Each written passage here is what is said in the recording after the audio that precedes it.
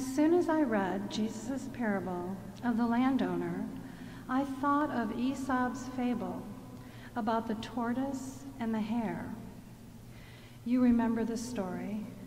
The hare and the tortoise decide to race one day, and of course the hare scoffs at the lack of competition.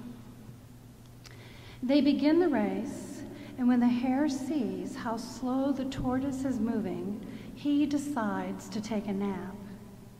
After he wakes up and sees that the tortoise still has a long way to go, he decides to eat some breakfast, which makes him sleepy, so he takes another nap. This time, when he awakens, he realizes that the tortoise is almost to the finish line, so he hops as fast as he can, but the tortoise crosses the line before the hare can get there. The tortoise says victoriously to the disgraced hare, "Slowly does it every time." He could have said, echoing Jesus, "Thus the last will be first, and the first will be last." Anyone who has ever been second best or even last can relate both to Aesop's fable and Jesus' parable. Most of us had this experience at one time or another. As children playing a game of sandlot softball or kickball, the team captain chooses us last because he or she assumed we were the weakest player. In our school days, we have been the last one sometimes to turn in that essay or an exam, and the teacher assumes we didn't do very well. As adults, we were the last to get a raise or promotion in our department because maybe our boss had assumed we had a slow work ethic. Hopefully, all of us have been first or best in our lives as well, but on some occasions, it is sadly true that we didn't quite measure up, and therefore low self-esteem became the label that stuck to us, like the name tags on our shirts. And yet, this is not a homily about low self-esteem. I'm not a psychologist or a therapist, nor is it a homily about the little engine that could, although we all need more optimism and should perhaps work harder in whatever we do. But this is not a homily about how we just work harder, we will get what we need all the time. Nor is this a homily that asserts that everything will always work out just the way we want it. This is not a homily either about fairness and equality will always win in the end, as much as I would like to think that those things are true. This is not a homily about our inherent giftedness that just needs to be discovered by other folks. In fact, this isn't a homily about us at all. Instead, this is a homily about God's irrational generosity. In Jesus' parable, those who were hired at the beginning of the day complain about the fact that those who were hired at the end of the day are paid the same amount as they were paid. Let's admit one thing. This is absurd. This doesn't happen. And in response to the complaints of those who had worked all day long, the unfazed landowner responds with a question. Are you envious because I am generous?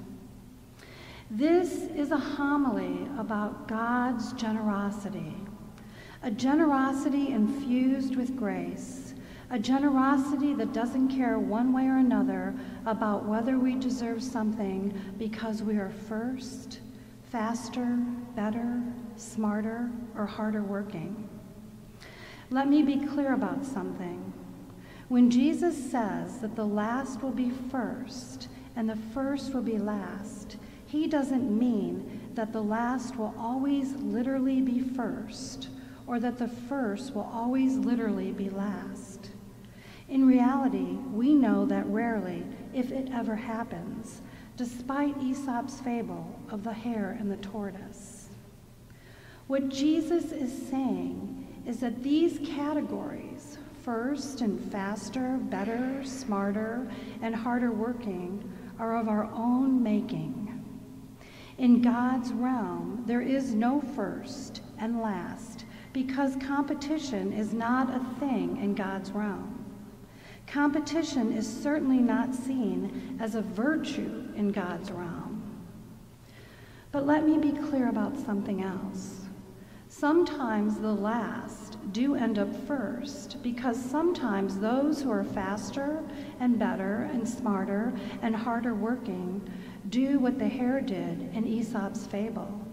They get distracted by their success. They rest on their laurels. They become overconfident, thus allowing the lesser person to run past them. Sometimes Aesop's fable of the hare and the tortoise comes true in real life. The problem with the fable, however, in relation to Jesus and his parable, is that the fable is about competition, and Jesus' parable is about the ultimate elimination of competition in God's realm.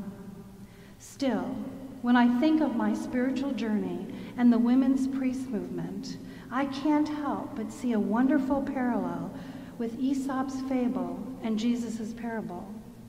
The women that I know are slowly and steadily moving to the finish line of ecclesiastical acceptance. At the same time, the gatekeepers of orthodoxy and tradition continue to be distracted with such things as huge mansions, scandals, and discriminatory social views. Like the hare, they assume they will win, and women will never be allowed to approach the altar in a Catholic church. Like the workers in Jesus' parable, they just assume they will have more prestige and legitimacy than Catholic women. Likewise, the women are like the tortoise, slowly making their way to the goal line of legitimacy without the distractions that hamper the Catholic hierarchy. The women are also the ones who are seeking to be hired late in the day, much to the chagrin of those who've always enjoyed the privilege of ordination. And just like the all-day workers in Jesus' parable, one day soon perhaps, the gatekeepers of orthodoxy and tradition may also complain to God about God's grace-infused, irrational generosity.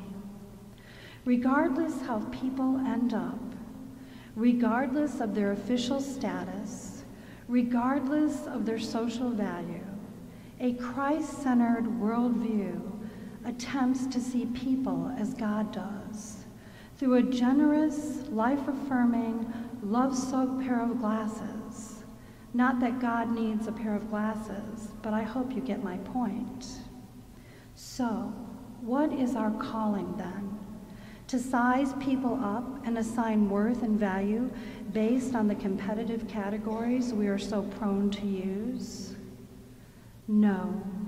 Our calling is to see people as God sees people, as Jesus saw people, with no regard for how close they are to the finish line. Amen.